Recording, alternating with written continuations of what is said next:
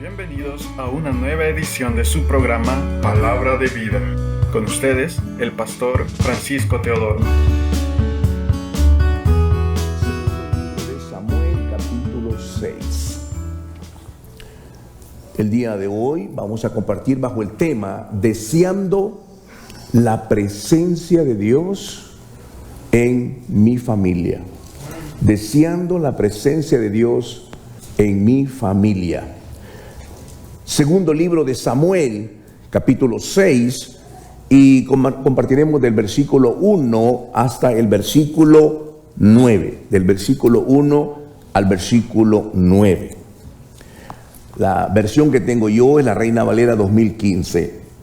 Y dice de la manera siguiente: David volvió a reunir a todos los escogidos de Israel, 30,000 en total. Entonces David se levantó y con todo el pueblo que estaba con él partió de Baalá de Judá para subir desde ahí el arca de Dios, sobre el cual es invocado el nombre del Señor de los ejércitos, que tiene su trono entre los querubines. Luego colocaron el arca de Dios sobre una carreta nueva y se la llevaron a la casa de Abinadab, que estaba en la colina. Usa y Ahío, hijos de Abinadab, guiaban la carreta nueva con el arca de Dios, y se la llevaron de la casa de Abinadab, que estaba en la colina. Ahío iba delante del arca. Y David y toda la casa de Israel se regocijaban delante del Señor con toda clase de instrumentos de madera, de ciprés, arpas, liras, panderetas, cítaros y címbalos. Cuando llegaron a la era de Nacón, Usa extendió su mano, el arca de Dios, y la sujetó porque los bueyes tropezaron. Entonces el furor del Señor se encendió contra Usa, y Dios lo hirió ahí por el atrevimiento, y murió ahí junto al arca de Dios. David se disgustó porque el Señor había irrumpido contra Usa, y llamó a aquel lugar Pérez Usa hasta el día de hoy.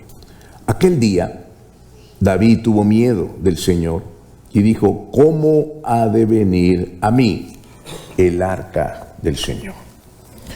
Tengamos una palabra de oración. Amantísimo Señor, esta es tu sagrada palabra y nos has dado el gozo y el privilegio de escucharla para que podamos ser hacedores de tu palabra. Esta palabra fue exhalada por ti y es inerrante, no tiene ninguna contradicción. Queremos que tu Espíritu Santo la plante en nuestro corazón de tal manera como fue inspirada por ti, Señor. Te damos gracias en el nombre maravilloso de Cristo nuestro Salvador. Amén y amén. Amados hermanos, este tema es de los más importantes en la vida cristiana. En el día de hoy, cada vez que venimos a la iglesia, escuchamos sermones, escuchamos buenas prédicas, pero muy poco la practicamos en la vida espiritual.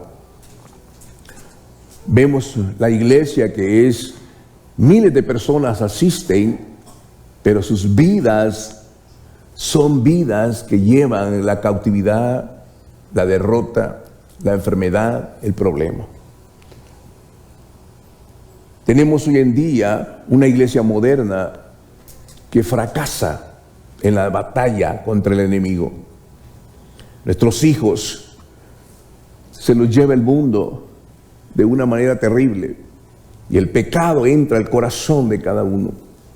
Los matrimonios son cada vez más conflictivos y viven en el pleito, en la discusión, en la envidia y en el pecado. Hemos asistido a la iglesia por mucho tiempo, pero la evidencia de una vida cristiana cada vez es más escasa. Cuando la palabra de Dios nos muestra un capítulo entero acerca de esta historia, tenemos que preguntarnos cómo, la pregunta que hizo David: ¿cómo ha de venir el arca del Señor a mi familia? ¿Cuál es la manera que Dios estableció? ¿Cómo se debe traer la presencia de Dios a mi casa? Lo más importante en la vida cristiana no es los edificios, no es cuánto tenemos en el coro y en los equipos de sonido. Eso es irrelevante. Lo más importante es si tenemos la presencia de Dios. Si aquí habita Dios. Si no, seremos simplemente un grupo social.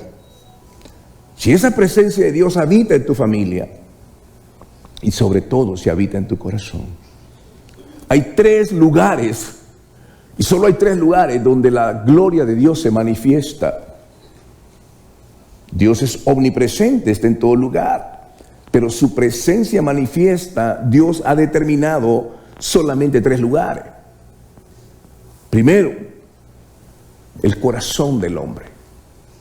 Somos templo y morada de su Espíritu Santo. Número 2, nuestra familia. Dios es un Dios de familia. Número 3, la iglesia. Si por alguna ilustración pudiéramos preguntarle a Adán y a Eva, ¿dónde está Dios? Ellas dirían, está en el jardín. Si le preguntáramos a Moisés, ¿dónde está Dios? Está en el monte Sinaí. Está en la nube, está en la columna de fuego. Si le preguntáramos a Elías, diría, está en el fuego que cae sobre el sacrificio. Si le preguntáramos a los discípulos, dijeran, Él está aquí, en medio de los pecadores. Pero Jesús cumplió su propósito y ahora está sentado a la diestra del Padre. Pero nos ha dado su Espíritu. Y la pregunta viniera a ti hoy, ¿dónde está Dios ahora? ¿Dónde está Dios? Si somos la evidencia de Dios en nuestra vida. Aquí tiene que morar Dios. Cada vez que yo atravieso la puerta de mi casa, la presencia de Dios va conmigo. Si estoy en el lugar secreto, la presencia de Dios también está conmigo. Si yo me cubro en el lugar secreto de pecado y de iniquidad, y sujeto mi alma a la pornografía, tarde o temprano se va a revelar en público. Tarde o temprano va a afectar la vida de nuestros hijos. El pecado del padre va a descender sobre sus hijos. De manera que veamos lo interesante de este pasaje. En el contexto, lo que podían entender el pueblo de Israel era que el arca de Dios estaba asignada en el tabernáculo, en el lugar santísimo. El tabernáculo tenía 3 partes: el atrio, el lugar santo y el lugar santísimo. Y entre el lugar santo y el lugar santísimo había una cortina de lino. Nadie podía entrar al lugar santísimo excepto el sumo sacerdote una vez al año. En el lugar santísimo estaba el arca del pacto, que simbolizaba la presencia de Dios. Es decir, que cuando esa presencia de Dios estaba allí, el mundo alrededor temía, los enemigos temían. Estaba cubierto con 2 figuras de querubines. Las arcas del pacto estaban ahí, los 10 mandamientos, y la vara que reverdeció de Aarón y el pan de la proposición. Era algo reverente. La iglesia habitaba y permanecía en la gloria cuando esa presencia estaba ahí. Pero, al igual que el pueblo de Israel en el pasado, hoy día la iglesia tiene doble vida. Somos una cosa aquí en la iglesia, cantamos aquí en la iglesia, pero no cantamos en la casa. Nuestros niños oyen cantitos e historia bíblica, pero su papá está tan ocupado que no puede enseñarle a ellos. Y eventualmente la presencia de Dios salió del pueblo de Israel. Se enfrentaron a los filisteos y ellos le robaron el arca del pacto. Así que el arca del pacto estuvo en poder de los filisteos. El rey Saúl nunca estuvo interesado en traer el arca del pacto. Y estuvo muchos años, 70 años en ese lugar. Es interesante darnos cuenta el desprecio que ellos tenían por la presencia de Dios. Y fueron derrotados vez tras vez. Había un sumo sacerdote, Elí, que no tenía temor de Dios. Y permitía toda clase de inmoralidades en la iglesia. Así es que los filisteos toman lugar y le quitan esa arca. Pero con el tiempo, David vino a ser rey. Saúl murió y murieron sus hijos también. Ellos nunca tuvieron ningún interés en traer la presencia de Dios. Era un pastor que estaba interesado en decorar el edificio, en cambiar las alfombras, en hacer algo divertido en la iglesia, pero nunca estableció un día de oración. No era un hombre de oración, no era un hombre de santidad, y Dios lo desechó. Levantó al rey David, y el rey David tenía un corazón para Dios, tenía temor de Dios. Y David empezó, la primera decisión que tomó como rey es traer el arca del pacto. Esa arca del pacto que simbolizaba, que representaba la presencia de Dios, tenían que traerla de los filisteos, porque había habido un juicio contra ellos. Así es que el arca del pacto la llevaron a un lugar que se llamaba la casa de Abinadab. Y ahí estuvo 70 años en ese lugar. Había mucho tiempo que la casa, decir que esta casa, el arca del pacto, no había estado en la presencia de Dios, del pueblo de Israel, por 70 años. De manera que cuando David trajo el arca del pacto, se les ocurrió a algunos líderes que no conocían a Dios, que eran del mismo pueblo de Israel, se les ocurrió traerla en una carreta. Es las cosas fáciles. Nunca fueron a la palabra cómo debía traerse el arca del pacto. El arca del pacto simbolizaba la presencia de Dios. Estaba consagrada a Dios.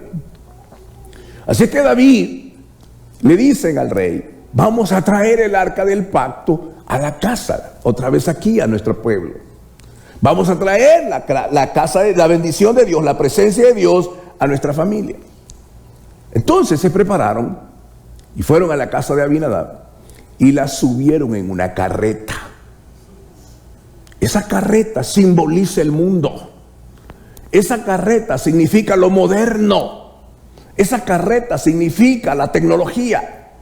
Esa carreta es fácil y divertida. No necesita esfuerzo. Llevaron la carreta y ahí pusieron el arca. Así que ellos venían felices. Hicieron un gran servicio. Trajeron los mejores músicos del mundo. La iglesia estaba llena ese día, celebrando, trayendo en esa caminata la presencia de Dios, según ellos.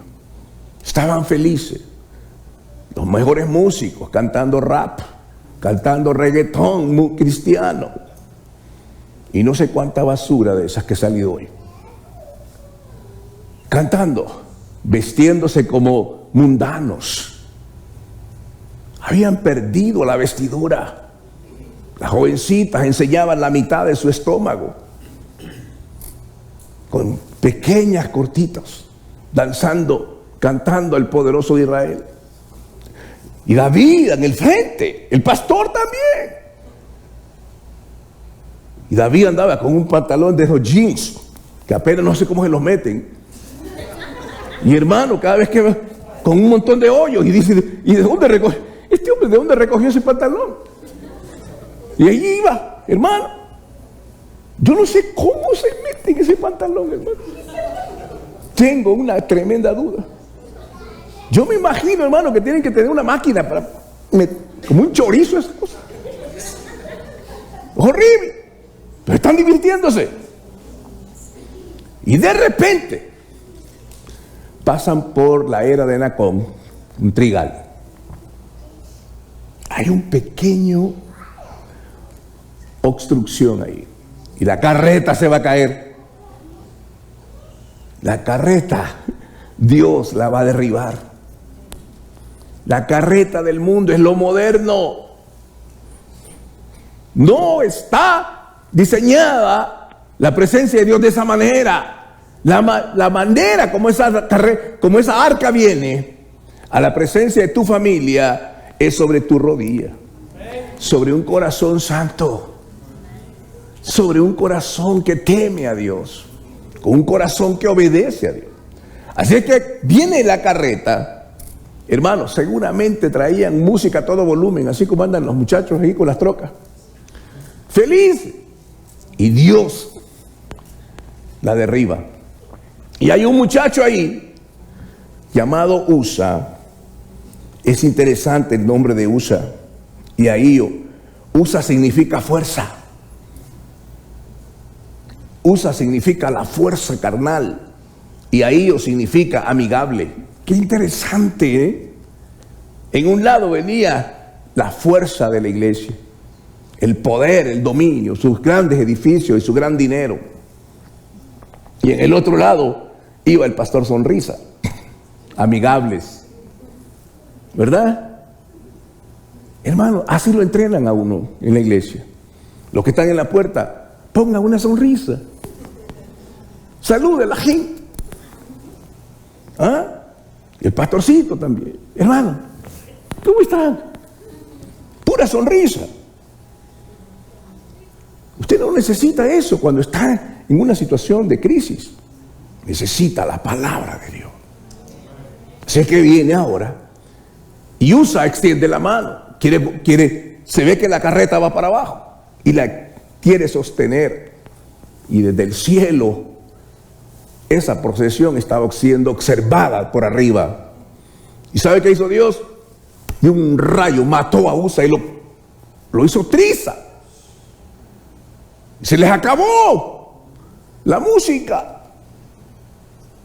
Y el temor de Dios cayó sobre ese pueblo. El rey David estaba enojado. Estamos haciendo esto para Dios. ¿Qué pasa aquí? Y él hizo una pregunta. ¿Y cómo ha de venir esa presencia? ¿De qué manera debemos de traerla? ¿Cómo Dios va a traer la presencia de Dios a tu casa? Los hogares cristianos hoy, hermano, son envidia, pleitos, mentiras, engaños. ¿Cuánta cosa hay en el hogar? Los hijos se rebelan, son malcriados. ¿Cómo le contestan a su mamá del vientre de que salieron? ¿Cómo le contestan a su papá? ¿Cómo le pegan a sus hermanos? Y los vecinos observan y miren, ellos van a la iglesia, miren cómo viven. Hemos perdido la presencia de Dios porque la hemos traído en carreta. Dios no necesita una carreta. Dios no necesita una carreta. Mucho del servicio que se ofrece a Dios es como un carro nuevo, como una tarea humana con fuerza, y dirigiendo de una manera amigable y sonriente. Sin embargo, lo hemos hecho sin consultar a Dios o buscar su voluntad. David tuvo una gran intención, traer la presencia de Dios, pero lo hizo de la manera humana y moderna. Toda la casa de Israel danzaba, pero la atmósfera fue cambiada. El problema es que nada de esto agradaba a Dios, porque todo fue en desobediencia a su palabra. A menudo tenemos tremendas experiencias de adoración que nos hacen sentir y escalofriante. Pero cuando nos damos cuenta que la adoración consiste en agradar a Dios, solamente a Dios por la palabra, no es una alabanza para nosotros. No es que, ¿cómo estuvo la alabanza? ¿Te gustó? ¿Desde cuándo es para que nos guste a nosotros? No sabemos hacer la diferencia entre canciones cristianas y alabanza a Dios. La alabanza a Dios es dirigida a Él con un corazón contrito, humillado, agradecido. La canción cristiana es otra cosa. ¿Nos hace sentir bien? Claro que sí. Pero lo que hay en la Biblia se llama adoración a Él. Porque todo es para Él. Él es el que pagó en la cruz por nuestros pecados. De manera que vemos esto, que Dios intervino en esta situación. A veces hacemos la iglesia al gusto del consumidor, pero la adoración no se trata de agradar a nosotros, se trata de agradar a Dios. El versículo 6 y 7 dice que Usa cayó muerto. ¿Qué hizo Usa en realidad? Primero, erró al pensar que no importaba quién cargara el arca. No importaba. He visto anuncios de grandes iglesias poniendo: necesitamos un buen músico, no me importa si es cristiano o no, con solo que sepa tocar.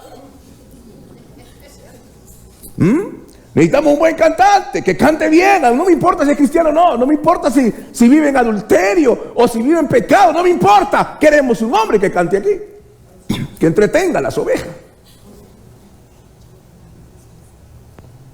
Eso no va a ocurrir mientras yo sea pastor aquí. Estamos para vivir para Dios. Hay muchas iglesias alrededor donde se puede divertir. Aquí venimos para conocer a Dios y vivir para el Señor. Usa erró al pensar que no importaba cómo fuera cargada el arca. Él erró al pensar que sabía todo sobre el arca, porque esta estuvo en su casa por mucho tiempo, 70 años. Mucho tiempo había estado en su casa. Cuando fue niño creció con el arca y nunca le enseñaron a temer a Dios. Pensó que Dios no podía cuidar el arca por sí mismo. Él pensó que esa era donde cayó era menos santo que su propia mano. Él no vio ninguna diferencia entre el arca y cualquier otro artículo valioso. Su intención de ayudar fue buena, pero hubo una profunda insensibilidad hacia lo sagrado del arca, sobre la cual incluso a sus portadores levíticos se les había prohibido poner sus manos. Y David reaccionó con tristeza. Él sabía que era el centro de vida de Israel, pero había una tristeza por lo que había ocurrido. Así es que leamos el versículo 10 del capítulo 6. Parece que el tiempo se nos ha ido, pero espero poder completar esto. Dice el versículo 2 Samuel 6:10: David ya no quiso llevar consigo el arca del Señor a la ciudad de David, más bien David la desvió a la casa de Obed-edom el geteo. El arca del Señor se quedó en casa de Obed-edom el geteo durante 3 meses, y el Señor bendijo a Obed-edom y a toda su familia. Aleluya. Qué maravilloso. Versículo 12. Se le informó al rey David diciendo: el Señor ha bendecido la familia de Obed-edom y todo lo que tiene a causa del arca de Dios. Entonces David fue e hizo subir con regocijo el arca de Dios a la casa de Obed-edom, de la casa de Obed-edom a la ciudad de David. ¡Qué impresionante! Dios había matado a Usa, cual la arca de Dios había permanecido por mucho tiempo ahí. Ahora, a causa de la desobediencia, Dios mató a Usa. El arca se quedó ahí. Y David dijo: hemos hecho algo malo. Tenemos mucha gente en la iglesia, nos estamos divirtiendo, pero hay algo que no hemos consultado a Dios. ¿Cómo se ha de traer? ¿Qué pasó aquí?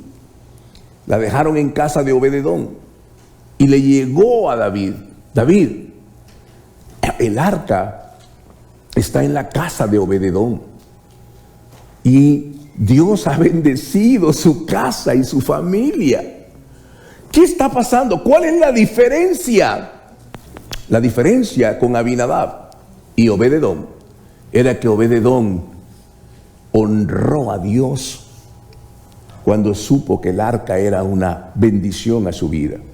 Sentó a sus niños alrededor. Niños, esta es la presencia de Dios. Ni se les ocurra ser irreverentes en ello.